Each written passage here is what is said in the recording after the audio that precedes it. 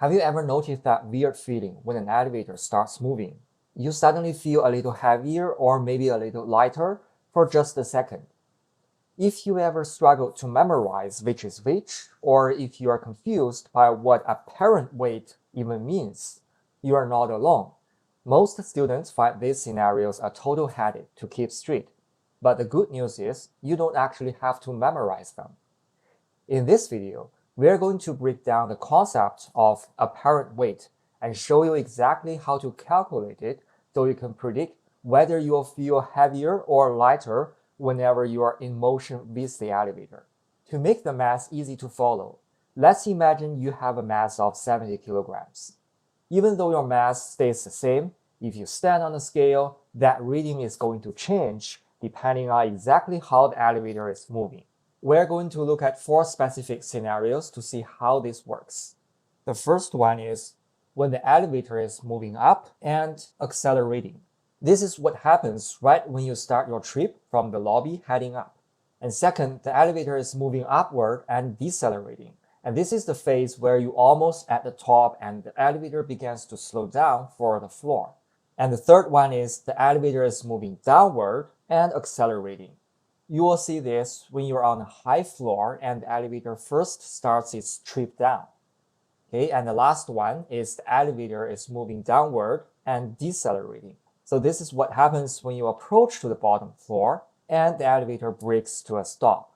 When you look at the scale reading, what you're actually seeing is something called the apparent weight. So what does that actually mean in physics terms? Actually, it's just simply the normal force, or just the push you feel from the floor. So basically, whenever a problem asks you to find the apparent weight, it's just a fancy way of asking you to solve the normal force, or Fn. Think about it like this. When you are just standing still on the ground, your weight, Fg, and the normal force, Fn, are perfectly balanced. But when you are in a moving elevator that is speeding up or slowing down, the Newton's second law kicks in. This law tells us that the net force equals your mass times the acceleration. The net force is Fn minus Fg. Here we define that the up is the positive direction. Since the normal force pushes up, it's positive. And since the gravity pulls down, so we minus Fg. Then we can set it equals to ma.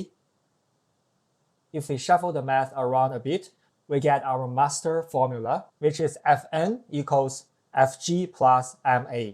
Your actual weight, Fg, is fixed. It doesn't change. And that means the normal force only changes based on the elevator's acceleration a. If a is positive, your apparent weight, Fn, will be your actual weight plus an extra bit, making you feel heavier. On the other hand, if a is negative, you are subtracting from your actual weight, which makes you feel lighter, right? So let's try this out with some actual numbers. We'll stick with our 70 kilometers mass and assume the elevator is accelerating at 2 meters per second squared. First, we need your actual weight, Fg, which is just m multiplied by the acceleration of gravity. So 70 kilograms multiplied by 9.8 meter per second squared gives us a solid 686 Newton. So this is your actual weight when you are standing on the ground. When the elevator is moving up and accelerating, the direction is up and we call it positive, and you are also speeding up.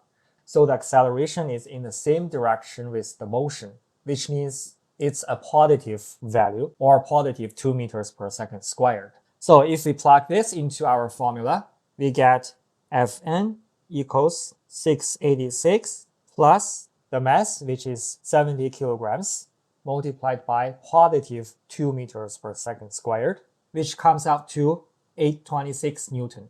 In this case, the scale shows that you've gained weight, or you feel heavier. Next, imagine the elevator is moving up but decelerating. You are still moving up, but because you are slowing down, the acceleration has to point in the opposite direction to against that movement, or to decelerate, right? That means a is negative 2 meters per second squared. Now the mass looks like Fn equals 686 plus 70 multiplied by negative 2, which gives us 546 Newton. So this is why you feel lighter as you are approaching to the top floor. Now for the third case, let's look at moving down and accelerating. Since you are heading down, which is the negative direction, and accelerating, your acceleration points the same way as your motion. That means A is negative 2 meters per second squared. So Fn is 686 plus 70 times negative 2, which gives us 546 Newton again. So now you feel lighter and the scale reading drops. And finally, there's moving down and decelerating. You are moving down, but the elevator is braking, so the acceleration has to point up to stop you. And that makes your acceleration a positive 2 meters per second squared. And now our formula gives us that Fn equals 686 plus 7 multiplied by 2, which is 826 Newton. And that's that heavy push you feel against your feet right as you land. So whenever you are trying to figure out if you will gain or lose weight on the scale, just focus on the direction of the acceleration. It's way easier to just solve for the normal force than it is to memorize every single elevator scenario, right? And once you know which way that acceleration is pointing, and the math does the rest for you. Now let's take this concept to the extreme. Imagine you're on a roller coaster that suddenly goes into a free fall, zooming down at an acceleration of 9.8 meters per second squared. Since you are moving downward and accelerating, your acceleration points in the same direction as your motion, which is downward, so the acceleration is negative 9.8 meters per second squared.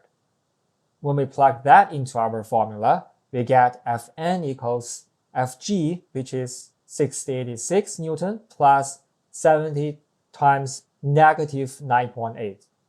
And this equals 0.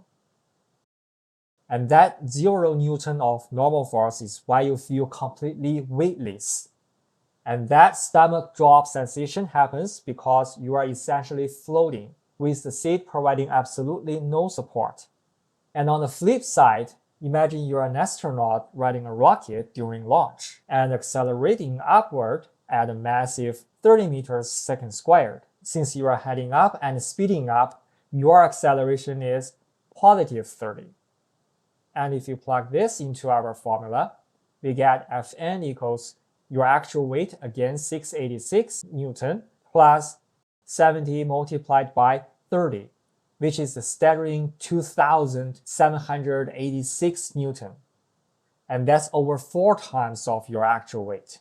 And this is exactly why astronauts feel like they are being crushed into their seats.